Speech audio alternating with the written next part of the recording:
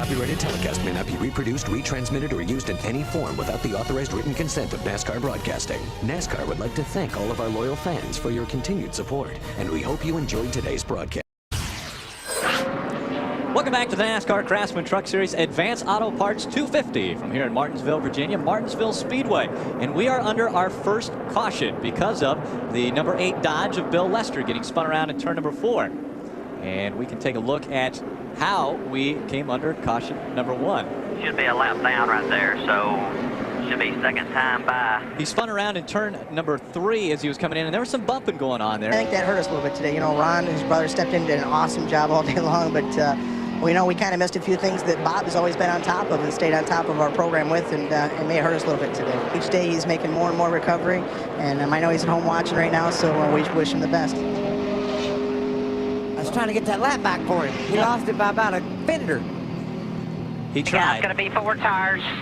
You want any adjustments there, bud? Bobby tried to slow down to help Robert stay on the lead lap. Good and smooth. Be efficient here. I believe we were listening into Bobby Hamilton right there, saying he needs 4 tires. We'll take a look now at why caution number 2 came out. Robert Presley sliding up there. The Advanced Auto Parts number 59. You see he on got the nudged tailgate. By the Dodge of Jason Leffler. Gets on the inside of Robert and just kind of bumps him out of the way. Yeah, that's all it takes to just see by. Well, it's baseball season, and Jason's already got 2 hits for the day. So, but he's moving up. He's done a good job. Tried to get his lap back. Can you see there? I didn't get it. He tried to help Couple him, feet. Man, he just liked a little bit. Okay, Michael, you know this. If you're Barry, that's the crazy thing. You'll get impatient because you'll get all hemmed in. But if you do that here at Martinsville, somebody slips off the corner, you get in back of them. As we see right here, the 57s. Yep. Brian Rose. Spinning around. He was right in front of the 52. He got help. Ken Schrader just moved him out of the way. Brought to you by new muscle shoes from Red Wing. So comfortable you can't take them off. And by Dodge. You can take life as it comes, or you can grab life by the horns. Caution number 4 is on the track. All 4 cautions have looked a lot alike, haven't they? They definitely have. Spins in turns 3 and 4. This was T.J. Bell that got put around this time. He got help. I saw it. And Barry, go ahead. I'm sure you're going to talk about the Robert Presley. Stay on back there. Oh, he led 72. That was Randy nice. McDonald got his lap back. Yeah. That's been a controversial subject in NASCAR racing as of late. Especially right when the wreck is at the start-finish line. Well, and actually, Randy McDonald there, he was 4 laps back, and so he just gained 1 lap back. We take a look now while we are under caution number 5 here. You should take a look at the start. He got spun all by himself. That was just a young guy mistake, you know, just jumped on the throttle too hard, didn't have any rear temperature, spun up the rears and got out from under him. Dorsett looked like a track bar, or he broke an axle or something like that. Could have been an axle too. We'll see it here. Yeah, I think something went out from underneath that truck. Watch the right rear. You can see it move right here. Yeah, leaned over bad, didn't it? That tells you how fast you're going. He tore that. Bill Pickens. They pitted on lap 60 and he was very tight. They filled it up with fuel. The big question is now, can they make it all the way? Let's check in with Phil. Our second place runner, Travis Quapple, is driving the we got trouble on the racetrack. And again, the 78 of Charlie Bradbury having troubles in turns 3 and 4, Michael. I mean, we're seeing this as a regular occurrence here for cautions. Yes, we are, and that's not cool. I mean, eventually you'd think we could work it out, but Charlie just kind of run into his demise right down there. He's the first one to really make any contact with the wall, though. Welcome back to Martinsville, Virginia for the Advanced Auto Parts 250. We are under caution number 7. And here is why. Not DW. No. Well, kind of. Rich Bickle, the 9, watch the 50, gets him right in the door, turns him. Now watch the 17. DW tries outside, but wrong place, right time, Michael. Now, Michael, I want to ask you a question. You say again here. Okay. 9 up underneath the 50. Better look right here. Looked like the 50 just tried to dime in the corner a little bit, and the 9 wasn't expecting it, and DW got punted into the wall. Okay, back to my question. Let's hear it. He's got pressure tires, and saw it coming right here. We got a caution. Carl Edwards, he got into Brendan Gunn and spun him out. When he got Quapple with him.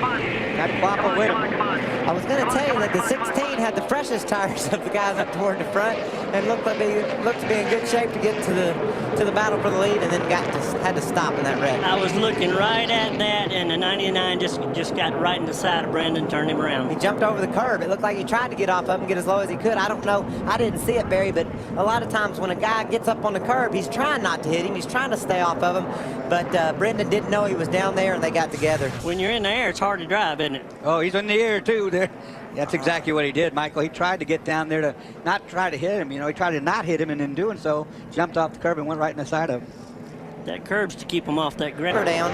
That works out good for Darrell, but it's hard to complete a pass on the bottom of the racetrack. Yeah, the thing Darrell's got going for him, if the two's tight, it'll hurt the engine up off the corner. Ah, he just decided. We got another caution, guys. Another caution. The 0-0's in trouble here. Ryan McGlynn, double alt. And again, it turns 3 and 4.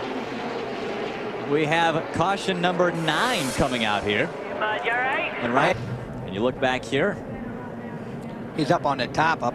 See what happens here. Trying to stay away, but they got 3 wide. Trying to do the 5 for me, and they 99 did it again. You know, look at that. Carl Edwards down the bottom hit the same curb and hit the 88 and it got in him. That's twice in a row. I don't think 5 wide is going to work here. Well, That come was on. 3. That was right here.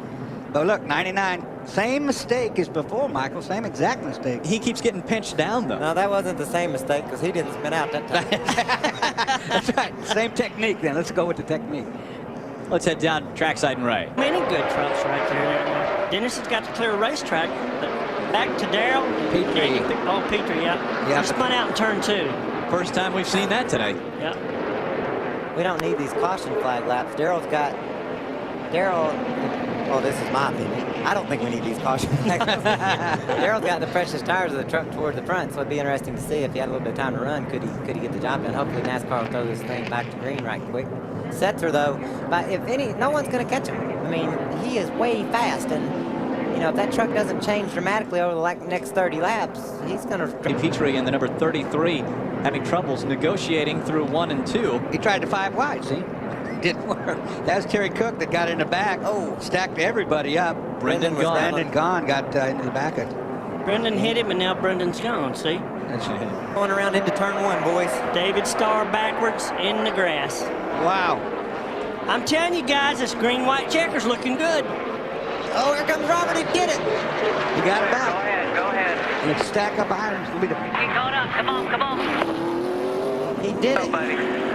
Tell you what, that was smart for Dennis Setzer to let him by because there was so much racing going on there with him coming up. It was a good idea to let him pass. And I want to show you something else here if the camera runs long enough. Watch Kevin Harvick. He races back to the start-finish line inside of Bobby Hamilton. NASCAR doesn't smile too much upon you racing back to the caution flag, but it's so difficult to pass. He was inside of Hamilton as they come off forward, and he continued that battle all the way to this out right here. They're racing back to the caution. Harvick's keeping the pressure on the Ford truck, trying to get around him, and then, but you see he did slow down. You know, he didn't go flying down into turn 1 where there was trouble, but that just shows you right there, Rick, how difficult it is to complete a pass. He's been up. That's right. Ted's truck was real good in the middle, and my truck, we worked hard on it to make it work on the bottom of the racetrack in happy hour, and that paid off for us today. Just couldn't quite get enough grip up off the corners. Great racing. Chad Chaffin trying to reel in the number 46 of Dennis Setzer. Well, I take that back. He's not got a battle. No, he doesn't. But right behind him, this battle's going on. Dodge is strong on the outside. Harvick keeps looking the inside, and then Ford right behind it. It's Setzer. He's our leader. And Harvick's been working on the bottom of that racetrack. You see his truck get loose there when he cuts to the bottom. It's very hard to get forward by off the bottom of the turn. Carl Edwards has run out of steam. His charge looks to be slowing up somewhat. I'm going to say, Michael, you can only use those brakes that hard for that so long. That pedal starts to fade. You start having to pump it up between the straightaways. Darrell's challenging Bickle. Darrell slipped back to 9th on the restart. Carl got by him, opened the door for Crawford and Bickle to go by. Darrell's turning the heat back up on Bickle, trying to move up through the top 10. Chad Chapin's got trouble. Chad Chapin pulling in the pits, guys. Early, one of our leaders today. Wow. Was in second and has to pull into the pits. That drops him back. A great run for Chad Chaffin. Is he out of gas? we had talked about that earlier.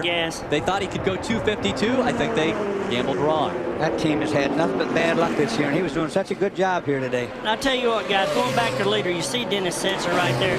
Let's give a tip of the hat to Bill Amick and his engines. They are very, very strong. Not only here, but in other series where they run restrictor plates.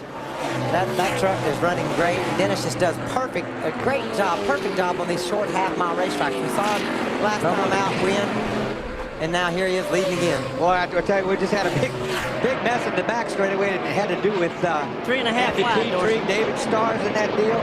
Jason Leffler, Kenny Schrader, they're all bumping and banging. You see DW almost getting on the inside. Rich Bickle there. I think he's ready to move guys apart.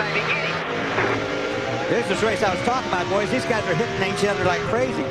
Kenny Schrader's in the middle of that. You got Matt Crafton in there, David Starr, Jason Leffler.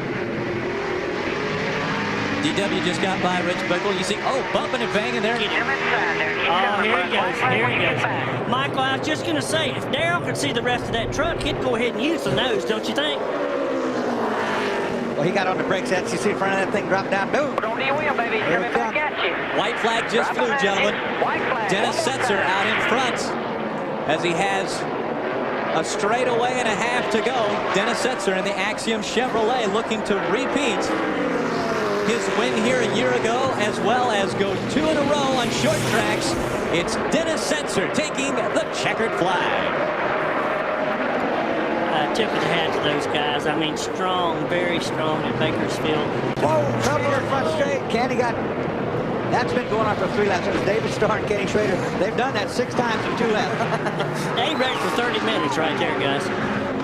Axiom Chevrolet, 46 of Dennis Setzer, and that team doing a great job. And like you had mentioned, short track ace, Dennis Setzer coming out on top again. I think Barry Dotson hit on a key point, too. You got to have a lot of horsepower to win at Martinsville. You know, it's important to handle getting the thing up off the corners is key, but Bill Amick and his team puts great engines in that Chevrolet. This copyrighted telecast may not be reproduced, retransmitted, or used in any form without the authorized written consent of NASCAR Broadcasting. NASCAR would like to thank all of our loyal fans for your continued support, and we hope you enjoyed today's broadcast.